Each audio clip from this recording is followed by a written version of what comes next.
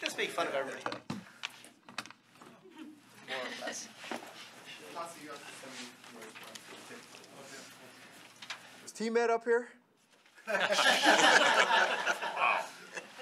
I love T-Med. All right. So good practices, good week of practice. Had some situational red zone today. Went inside, and which we've been doing on Fridays. And so guys are in a good mood, good spirit. They realize the importance of this game and the details of being smart and playing hard. So it'd be here before you know it. Can you talk about bringing Peanut Tillman back into the building, and what was his message? Yeah. Well, I wasn't there for that when it occurred, but it's just always great. We're always welcoming, former players, especially on that side of the ball. For him to come in here and talk to the guys was great, and so that's what we're all about. I think it's neat. It's good for the ambassadors and the players, the former players that have been here, and it's good for our current players. Now that you guys have gotten through another 3 practices to look at Shaheen, what's the likelihood that he gets activated for this game? I hope so, but I don't know. We're kind of in a point in the same thing with Khalil and A-Rob those last several weeks, where we just keep talking to him and see where he's at each day. So the easiest way to put it is that he's just simply day-to-day right now. Matt, this Vikings group has played in and won games like this. Your guys really haven't played in one. So how do you try and balance that out? Well, you try to prepare them as best as you can, but you're right on. We haven't. So kind of like going into the first game of the season, we'll see how our guys respond to this style of game, meaning a night game, Sunday night game at home in middle of the season when you're in good position. So I've been trying to make sure that they understand that it is important, but yet don't make it so crazy important to where you don't play the way you've been playing that got you to this point. Is there any concern about them being too amped up? Maybe. Well, that's the balance there of making sure they're not. So I think we've done a good job all week of, I don't think you're going to see tightness within our guys. There's no need for that. That's my job to make sure that we're prepared, coaches and players. And from what I've seen in practice, there's certainly not tightness, but then there's also that fine line of making sure you're prepared and you're focused and all that other stuff. In the season opener, Mitch said afterwards that on that last drive, he was thinking touchdown rather than check down. Get the sticks moving. How has he grown since that moment, and is there reason to think that would change? Yeah, no, he's grown a lot. He really has in so many different areas. He's starting to, we're building that relationship in regards to understanding what plays are coming in. Situationally, what are we thinking? And that's through tons of film study with each other, with Mark and with Rags and the other quarterbacks. You just feel much more confident. He's been in the offense a lot longer. He's getting repeated plays in practice, conceptually. And so situationally, when you get under the lights or you play throughout the day game on Sunday, just every experience and every situation that he can get, he's going to feel more comfortable. And so from week 1 till right now, he's going to feel a lot better, as do we as coaches. Man, from a standpoint of managing situations as a head coach, what kind of challenge, if any, was the whole Parkey situation with regard to not just him having a bad game, but having to answer all the questions, all the attention on it, the helicopter thing going to Soldier Field. In general, as a head coach, how do you feel like, how important is it to manage that? How challenging was it to kind of manage that situation? It's not real. As long as I don't make it challenging, I'll always understand the why part as to where others come from, as to why they want to know or how they feel. I'll always look at it from 2 sides. But I'll make sure that I just focus and keep my concern as to what matters, is to how we feel about a teammate / family member on our team and what he went through. So regardless of whether it's a kicker, a quarterback, a defensive lineman, a coach, whoever, we're going to stick together. And I'll always be respectful and understand where everybody else is coming from. I get it. But we want to make sure that we spend enough time on what we need to spend time on and have a plan, and then just prepare and have a plan accordingly as you go forward. But if you feel like umbrage at our attention to something, if we're, is it difficult for you to not No. Make that more antagonistic? No. I could, because I do understand where everybody's coming from, but from my point of view, I just don't need to spend a lot of time on it, because I explained it up front where I feel with them, and that's just really where we're at, and that would be in any position, any situation. I understand both sides. When you evaluate Mitch's tape, how much consideration is put into what the opposing defense is doing in terms of maybe not doing the right things, or is that not really a concern when you look at the tape from Mitch? No, it's week to week. We'll do what we do. Every defense every week is going to have a different scheme and way to attack, and then they're going to look at things that we do and try to prepare through their self-evaluation, or their scouting reports on us. And so that's the chess match of coaching with that. But we'll continue to just keep playing the way we've been playing, and if we feel like wherever our weaknesses are, we'll try to get those to become strengths, and vice versa. Like when you face a defense like Detroit, where they had that blown coverage on the Miller touchdown last week, how do you evaluate Mitch's throw and his decision making? No, I mean, find the open guy, man, and throw it to him, and that's what he did. He has a progression. He has a progression, and so whether it's a blown coverage or a wide receiver runs a good route and beats the guy, as long as he's sticking within that progression and going from 1, 2, 3, maybe 4, or 1, 2, 3 to run, etc. As long as he stays within that, which he's doing, we're good. Is there going to be any rotating on the offensive line at right guard this week, or are you sticking with one guy? Again, we feel comfortable where we're at. If we feel like that's something we need to do, then Harry and I will discuss that. But right now, we feel good where we're at. Coach, so you're not looking past this game, obviously, but really a rigid stretch ahead with a big game Sunday and then the turnover to the early Thanksgiving game. I mean, how are you managing really the next 6 or 7 days for your team? What we did is we prepped them on that about 7 to 8 days ago as to what the stretch they're about to hit.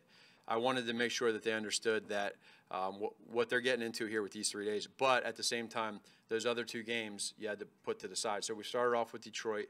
Now we're in number 2 here with Minnesota. It is a crazy turnaround, playing a night game, and then 80-something hours later, you're traveling and you're on the road playing an early day game. That's hard. I don't know when the last time that's been done, but that's where we're at. So we will make sure, and we've already been through our game plan as a staff as to how we're going to handle the post-game practices and meetings and that sort of thing. So I feel really prepared there, and I just want to make sure that our guys are really focusing in on this game Sunday night. Man, how different is the way you approach a game like this as a head coach versus when you were a player and you had a pretty monumental game ahead of you? Very similar, just, preparation-wise, you're just trying to make sure that the only difference is physically, I try to physically take care of myself, but I sometimes probably could do a better job. But physically, I know these players that's the number one thing right now, is physically making sure they take care of their bodies with 3 games in 12 games in 12 days. So that would be the major difference. But mentally, preparation-wise, very similar to what I've been used to, is you always want to make sure that you're dotting your I's and crossing your T's, and as long as you do that, you're good. So even when you were kind of young, college at Delaware, you were able to kind of keep that. Well, no, as I got older, my preparation, I think, got better as I became older. As a player, I can hardly even remember some of my stuff at Delaware in regards to preparation-wise. But playing the quarterback position, I always know that was part of the process that I always enjoyed. Matt, is there any? Also getting treatment on that right ankle, or is that in the past now? No, he's still, every day he's going to always be taking care of it. So, Andre does a good job of making sure. I don't know the stage that he's in as far as how much or every day, et cetera, but I have ultimate trust in Andre. Is there any concern that Sims could be in IR? We're not there yet, but I think it's something that for us, we have so many different options that we can go through that you have to evaluate and think of. So we'll keep every option open with that, and then Ryan and I will get together here and decide what the best thing is for our team and for each player. Matt, how impressed have you been with, some quarterbacks that run, they're almost fleeing a situation. How impressed have you been with Mitch's decisions to make the right runs? Yeah, that's a great question. So for him, early on, I think because he wasn't so he wasn't exactly where he needed to be within the progression of the passing game, he would get from 1 in the progression, maybe 2 to run. His eyes would go to the line of script. Now it's naturally occurring to where he gets to his progression 1, 2, 3, and then he becomes the runner. And you can see him tuck the ball, becomes a runner, and is protecting himself and not taking those extra hits. The other day or a couple weeks ago, he ran out of bounds. He'll slide when he needs to slide. But not every quarterback has that ability to know when to get down and also when to take off, and he's slowly graduating into that feel. Matt, in one of the videos the team released after the Lions game, it looked like you were telling your guys you wanted more people in that dance party and that the coaches would be in it. Mm-hmm. Are you ready to I told them they're going to have to earn me getting up there. So they got some more wins to get that to happen, and that's incentive. If they want to see how bad of a dancer I am, they need to win more. But no, the message to that was really don't ever think that winning is easy. And every one of these games are so hard. So no matter what kind of game you had as a player that day or however you coached that day, your butt better be up there around there. You don't have to be in there dancing, but you can be cheering on, and that's my message.